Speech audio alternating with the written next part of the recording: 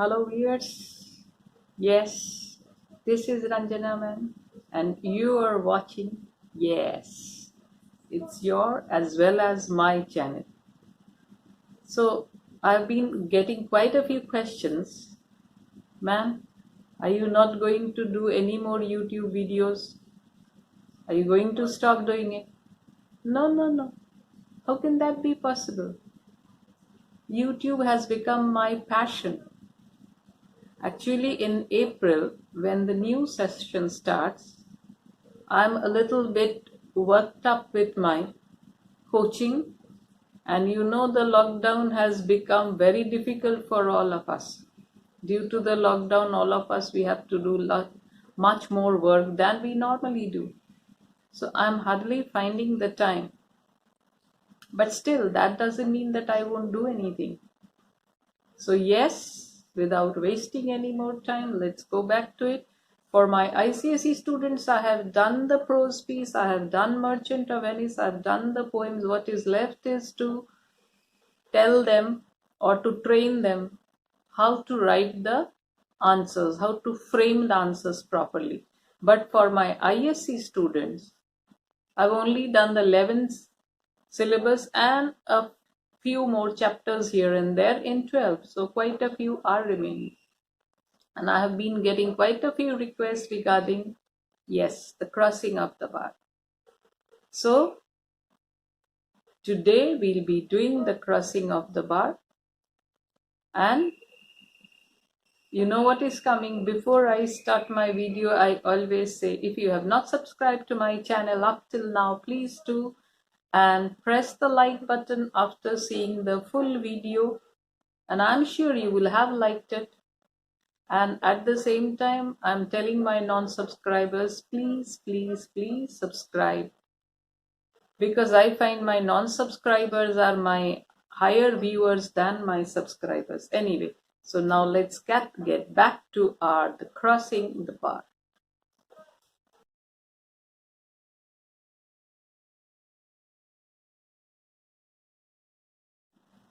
The crossing the bar, yes. This poem was written by the poet laureate of the Victorian age, Lord Alfred Tennyson, one of the most famous poets of his time. So the crossing the bar is an allegorical poem where we find there is a superficial meaning on top and there is a deeper meaning within. So crossing the bar outwardly might seem to be just a sea journey, but there is a deeper inner meaning which tells you about the journey to the other world, life beyond death, which begins another world, another life. Death is not the end of everything, and with death we cross to a new world and a new life begins. So let's read the poem and then I'll explain as I always do. Crossing the bar. Sunset and evening star, and one clear call for me. And may there be no moaning of the bar when I put out to sea. So sunset, in the beginning of the poem, a very important word, the sunset. Sunset is symbolic of the end of day. It is also symbolic of the end of life.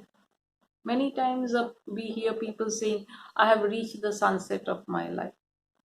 So with sunset, the day or a time of activity comes to an end. In the same way, sunset means the time when our life is about to end. After sunset, there is a little bit of twilight and then it is darkness. Same for it. Sunset means the later stages of our life just before death. An evening star, yes, evening star is the star which is symbolic of calmness. So sunset and evening star and one clear call for me. So before the ship starts on its journey, it calls all the passengers to board the ship. The final call is given and then the ship starts on its journey.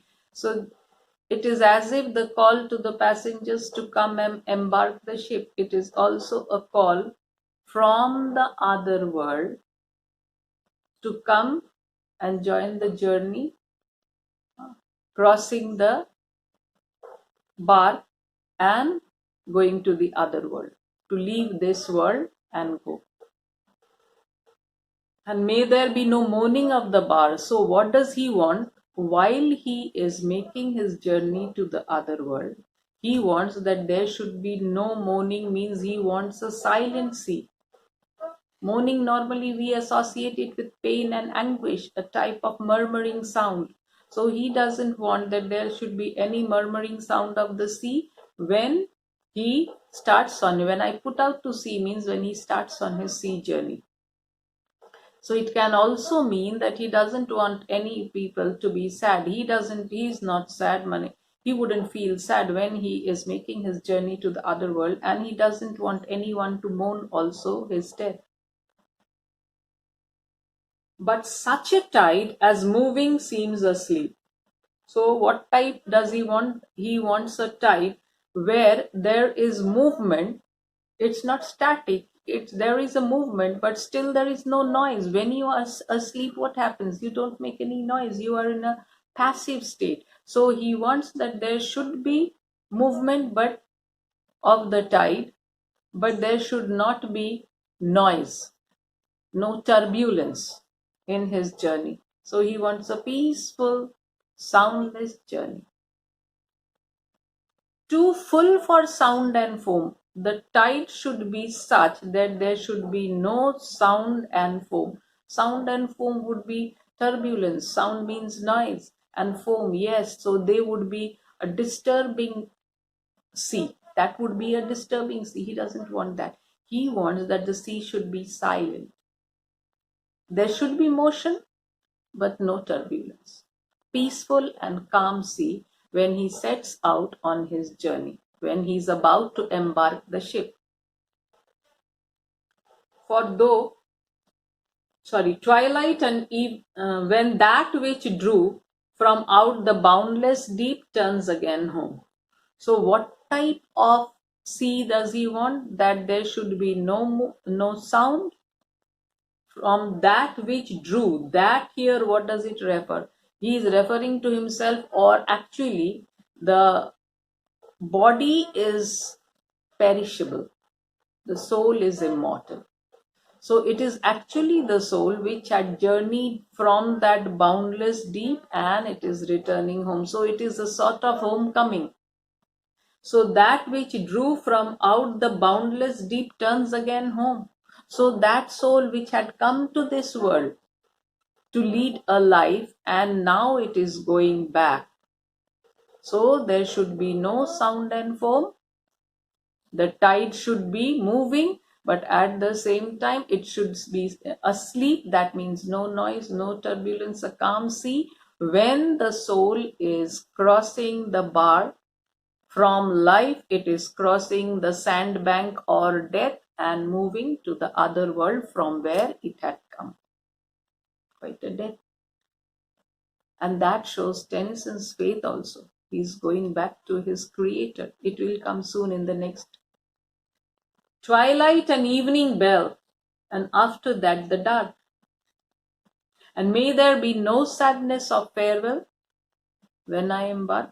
So twilight is also symbolic of the end of day. Twilight is that particular time when the sun has set, but it's not yet dark. So that interim period between the sunset and the darkness, so that is twilight. An evening bell, yes, evening bell is that bell which calls the people to pray. And many times this evening bell can be symbolic of knell. Knell is the death bell. Evening is the time when the day ends, the death of the day. So the evening bell as if is announcing the end of day. And it can also announce the end of life. And in that case, it becomes a knell. Knell is a death bell. Even twilight and evening bell, and what will happen after that? The dark. Dark is symbolic of death. And may there be no sadness of farewell when I embark. So he strictly tells that when I start, embark means you board the ship. When you start on your ship journey, sea journey, I don't want any sadness of farewell. That means he is prepared to leave for the other world. He doesn't want that they should give him a sad farewell. Normally, what happens when someone dies or is dying, there is a lot of sadness associated with it. But he doesn't want that. Why? Because he has lived a full life. And when he writes this poem, he is 81 years old, if I'm not mistaken. 81 or 80, something like that. He had been ill, and after that, after recovering from his illness, it was as if a thanksgiving. But he knows that his death will soon come. He has already crossed 80 years. So what's there to be sad? He has as if completely accepted the fact that the time for him to leave this world has come and he will go away. And he doesn't want any sadness. He's quite prepared to journey to the other world. For though from out are born of time and place the flood may bear me far, I hope to see my pilot face to face when I have crossed the bar. So here only we get the main idea of his crossing to the other world, crossing to the life beyond death. Why? Because see, these two words in capital are very important, and they are suggestive that he is leaving this world. This universe is, or this world is controlled by time and place. But once we are out of this world, this time and place becomes meaningless. In order to make identification easy, we name a place. This is America, this is India, this is Britain, this is China, this is 9 o'clock, this is 12 o'clock. These are all man-made. Only for our own convenience we have created these two things, time and place. But when we leave this world and go, these things become meaningless. The world beyond this is not controlled by time and place, set by us. So, though from out are born of time and place. So, when I have crossed the restrictions or the limitations of time and place, yes, the flood, the sea, or the tide, it may take me far away from the restrictions. The tide may take me far away from beyond the control of time and place. So what is he expecting? When he is carried far away into the sea, he is not afraid. So what does he expect? I hope to see my pilot face to face. So he expects that he will see his pilot here. Normally for a ship, we say the captain. So pilot, the P is in capital letters. So he means to say the captain of the ship, or the one who is the controller of his life, the chief mariner. And in other words, it's God. That is why P is in capital letter. P is symbolic of, this P is capital because the word pilot is symbolic of God. So I hope to see my pilot face to face when I have crossed the bar. So Tennyson expects that he will come face to face with God once he has crossed the difficult sandbar and got out into the sea. He has boarded the ship and gone to the other world, leaving this life behind. Then he expects to see his creator, or the mariner who is in charge, the master of the ship who is in control of his life, of his destiny. So he hopes to see that pilot face to face. So this poem shows Tennyson's faith in God. So there had been a time when Tennyson also, like the people of his age, been troubled by the science and all the theories coming up, like Darwin's theory of evolution and this all that coming up. So their belief had been shaken, but then the faith came back. And this poem is indicative that the faith in God has come back, because he says that he has this hope that once he has crossed the bar of life through death, death is the bar which he has crossed and gone to the other world, he will meet his creator, or he will meet his master of the ship, or God. So, a very nice poem where he shows his faith in God, belief in God, and also the calmness that is in him. Normally, many times people feel so frightened when they think of death. And nothing like this for him. He is quite prepared to go to the other world. Why? Because most probably he is very eager to see his creator. So, quite an important poem.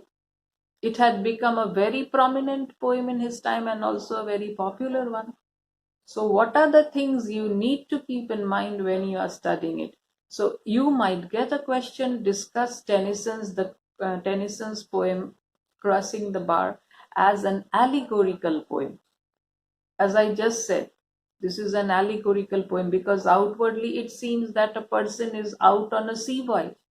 But inwardly, I told you, he is preparing himself, and this is the journey of life. Journey of life and death means he is leaving his life cross, and through death he is going to the other world. And death is symbolic of the sandbar or the sandbank, crossing which he will be able to go deep out into the sea. So this is one question that might come. So what are the things you need to prepare? The critical appreciation, the theme of the poem. So the theme of the poem can be death or faith in God. And not only that, you will have to go through the poetic devices also, because if you get the question, write a critical appreciation, then these are the things needed. Your poetic device, symbolism, it has a lot of symbolism, and not only that, alliteration, personification, metaphor. So all these form a part of your critical appreciation. Someone I think had posted a comment, we don't need poetic device. No, what do you mean by that? We don't need poetic device. They won't. Even in ICSE also, there are times they ask you, point out two poetic device or one, if you see the workbook carefully. And in your ISC, it's very important, because if you get a critical appreciation, obviously these are the things which you need to harp on. So symbolism, what are the symbolisms? Like sunset, then you have the darkness, twilight. So all these refer to the coming death. The speaker is preparing himself. Night is always symbolic of death. Sunset also end of life, life coming to the last stages, like sunset is the last stage of day. Twilight also the same. After twilight only it's darkness. Twilight could be just before death. Twilight is the period just before death. Then you have clear call and evening bell. They also are as if giving you an indication of the death that is about to take place, that is about to come. And then bar, very important word, crossing the bar. So what is this bar? So the bar is actually, it is the line which separates life and death. So bar could be that rather the through the bar we enter the other world. So you can say bar also can be suggestive of death. So this is the boundary, life. Then the boundary which we need to cross to go to the other world. And how can we go to the other world? We cannot go to the other world unless it is in death. So the bar can also be suggestive of the barrier or the obstacle. In order to go to the other world, there has to be an obstacle. which we cross in order to go to the other world. So how do we go it? It is through death. So bar is also, and bar is a very important word in this poem. The poem, the title itself is crossing the bar. Then we have tide. So he says, now he talks about the tide quite often in this poem. So the tide could also be his experience of death. So what type of death does he want? He wants a calm and peaceful death. And home. Home could be turns again home. So home is where we turn to at the end of our journey. We always want to get back home. So we who have all come from the boundless deep, we will go back to the place from where he had come. So that is the home. The earth is not really home. So turns again home. And then we have flood. Here flood doesn't mean that flood we say the flood has come and ravaged everything. No, here the flood refers to the waters of the sea or the sea itself. And far means quite deep, into the deep, money beyond the boundaries of time and place, going very far away, limitless. The distance cannot be measured. Here it is suggestive of that. And we have quite a few examples of alliteration. Someone was asking me, yes, what is alliteration, ma'am? So when you find that these consonant sounds, they keep on recurring in the word in a particular line, the consonants, they keep on recurring, so we can call them alliteration, like it is full of alliteration. And one clear call for me, clear call, CC. Then two full for sound and foam, full for foam, F, F, F. When that which drew, W, W, that, when and which. And then you find for though from out are born. So for and from, FF, and out and are.